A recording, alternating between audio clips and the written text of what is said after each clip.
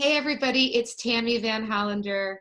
I'm super excited for this rock star play therapist, Paris Goodyear-Brown. You guys know I have been interviewing many people who inspire me and who I follow. And Paris Goodyear-Brown in the play therapy community and in general, Paris has been a rock star. And I'm so grateful that you are here at this time. I mean, this is a time when we're really needing support and some words of wisdom. And you're always full of words of wisdom and just can help us so much in terms of grounding us. And yeah, so wherever you'd like to start today, Paris, but I'm so grateful that you're here.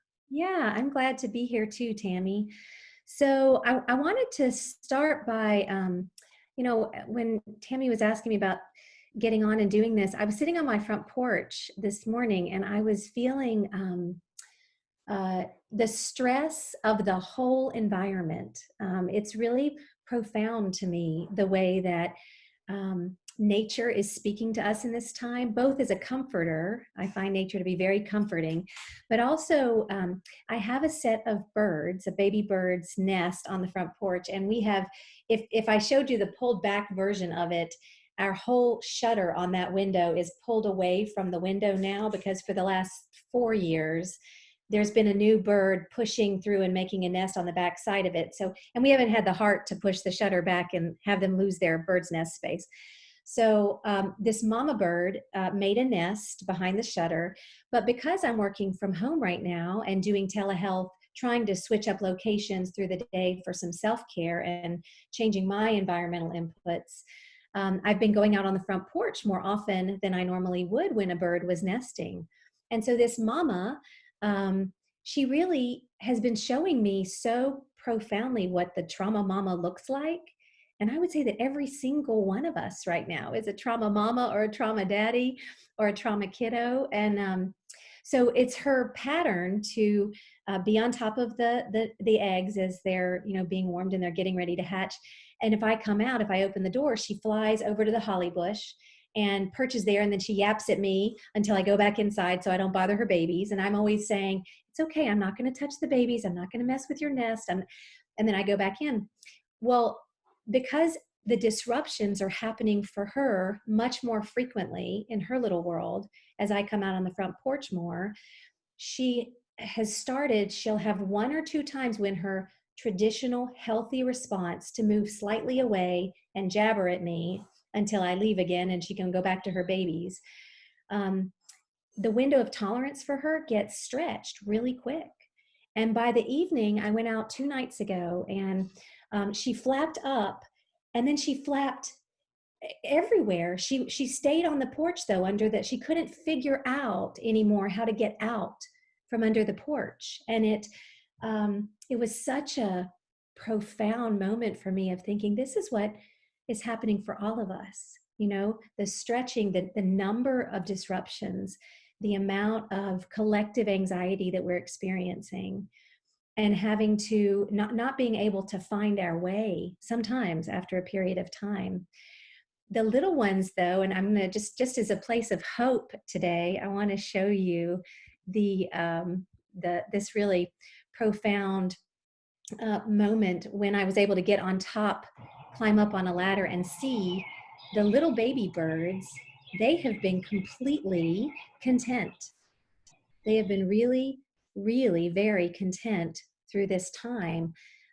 They don't, because they've had their parents' repetitions of nurturing care over and over, they don't even know about the COVID-19 that's happening in the world because their needs are being met in their little nest. And I would say that from the trauma play perspective, we're always looking at brain development and laying down the neural pathways that need to be laid down more and more at whatever level are needed at the time.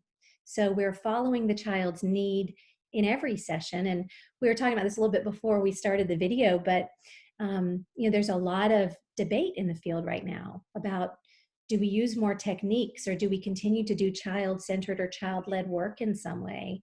And I think the answer is yes, yes, yes, and yes. And that I think some of our particularly newer therapists feel more grounded and secure themselves when they have some sort of a plan going in.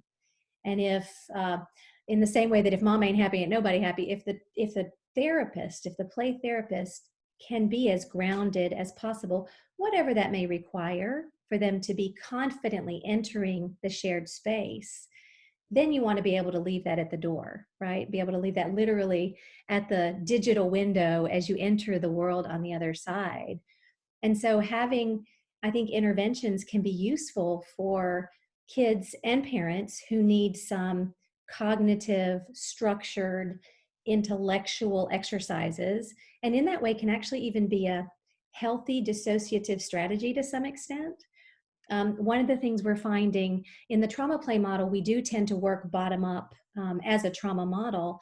What we're finding is that if we can articulate for parents, the trauma mamas like the bird, ways to meet all three parts of the triune brain's needs during this time, it helps them. And so many of our parents have lots of sibling stuff going on right now, right? Siblings who at least had the 8 hours a day that they were separated at school are now really on top of each other all the time.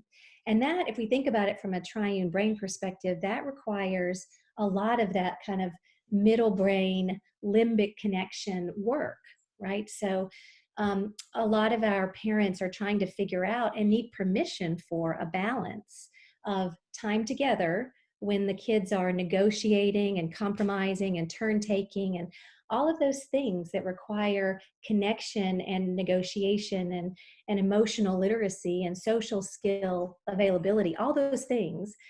And then when it's okay for them to be in separate spaces. And I'm finding parents are taking deep breaths when I say, what if we create a schedule that's rhythmic in the same way that the bottom up brain stuff, because most of our families have been with us for a little bit. And so they know that triune brain language a little bit, that regulation and connection. I'm writing this down just to show you a little visual of it. And then the cognitive or the thinking parts. This is, I'll hold this up to the screen for a minute. So we're doing a lot of making these kind of target games with our families, and then using what we call a bottom-up board game to help parents create schedules in their homes for the kids that follow that triune brain development. Being able to have some need meeting or sensory time, big body movement time, followed by some connection or snuggle time, or baking together or something that's, connecting, but also regulating and basic need meeting. And then having a little bit of time where you're reading or you're doing something that's a scholastic or academic thing, and then starting all over again and allowing that to be at intervals of 5 minutes or 30 minutes or an hour at a time, whatever the family needs. But it's been a really simplified way for families to start to get a little bit of structure.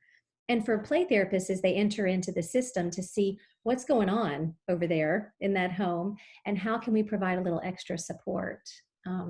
Because the parents as partners piece, that bird on the front porch needs some more help than she would normally need at a time like this. And I think the parents as partners piece of trauma play lends itself to this kind of time. Like, what is not just the window of tolerance of the child in our care, but the whole system? What can the system hold when you get on a call? You may have had a big idea for what you wanted to do, and what you find is that there's just been a giant meltdown in the home because the internet wasn't working when he needed to do his work, and now the time is about grounding or connecting or playfulness. And then I would say the other thing that I've been really chewing on lately is the idea of titration in the dosing of any kind of attempt to help families do hard things right now. One of our trauma play mantras is, when we stick together, we can do hard things. And we say it over and over and over again. We make big plaques about it for families to have in their homes. But the hard thing, I think, is harder than normal right now. And so the doses of time when we're asking for them to do hard things may need to be tweaked as well. Even things like connecting with other family members. I know you said you're going to be doing a Seder later tonight. I've got a little bit of a video that if I can share the screen again, I'll show you. But just as a learning for me in this time, trying to balance as a parent who's working from home, who also helps others in a focused way, trying to also reach out and stay connected with family members. We had created a Zoom meeting from 4:30 to 5, Monday, Wednesday, Friday, that was with Forrest's side of the family, and then a Zoom meeting right after that for another half hour that was with my side of the family. And the first time or two, it was needed, that intensity to put eyes on each other and to see that we were all well. And then it became too much to have that length of time in everybody's day. So now we've curtailed that some, and we're using it not just to say, how are you doing, but to play together in a way that keeps us kind of connected. So I'm going to share the screen again and just show you. I did get permission from my family members, my personal family members, to show. But this is us playing a version of a game called Imagine If. Record them. Okay. All right, here's another one. Who should we do, guys? You. Muzzy. Let's do Muzzy. Okay. Yes. Okay. Muzzy. If Muzzy were a room, which would she be? A study, a kitchen, a wine cellar, a bedroom, a bathroom, or a dark room? That's hard. I think it's study. Study. Study. I'd say probably study. I want her to be the wine cellar. That's what I want. That is, I'm going to stop the share again. That is my grandma Kathy, and she wears a different hat each time that we come together on the screen. And in fact, just to bring some novelty in this, hold on one second. Hello. It's so wonderful to be with you today, Tammi. I wanted to ask a question. If Tammi could be a food, would she be a bagel? Would she be a bowl of pasta? Would she be Cheerios, Fruit Loops, or an apple? Talk amongst yourselves. And then that's what we would actually do in a session, to play together in that way with families. And what would your answer be, Tammi? That was a hard one. Certain days it's Fruit Loops. Exactly. Yeah. Fruit Loops on some days. Cheerios. Certain days when I'm feeling like patient and grounded and mindful. I came into the office today and did a sand tray, and I just needed it and felt nurturing, and that would absolutely be an apple. And just other days when I'm just like running and not having, I think of bread as something that doesn't really have, it's comfort food, but doesn't have a lot of nurturing and healthy benefits. So it's kind of interesting to be able, it's an interesting question in so many ways, to be able to be thinking about it. And I just have to say, Paris, I've been following the videos. I've always followed your videos, but the ones that you've been doing during the pandemic. And what I love most about them is how I see you and your family in there and just having so much fun. And just like you're sharing your family with us now, that you're not just talking about it, like you practice what you preach, and you bring that connection to your family and with your children. And it's just, I see that all the time, and I find it so beautiful when I watch these videos, and I'm like, gosh, these kids are so lucky to have Paris as a mom.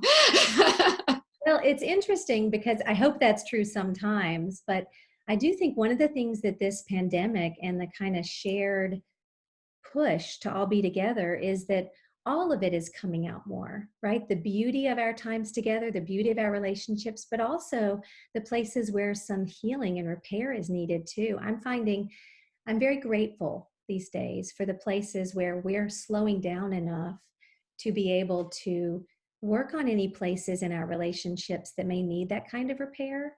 And that's been really sweet too. So this Imagine If game, we played it in a trauma play group supervision online this morning, and it's really fun for helping families through the screen to delight in one another and to comment on each other's personalities in ways that are playful and appreciative.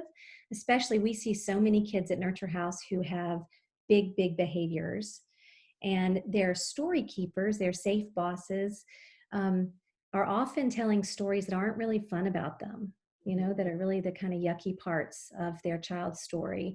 And so this activity allows for each person in the family system to kind of be reflected on in a playful way, that can generate a lot of just sweet time. As we were doing it this morning, each of the people who were chosen to answer one of these questions, they got several pieces of feedback from others in the group about why they chose the molten lava cake versus the cookie, and talking about their personality in ways that were just so affirming.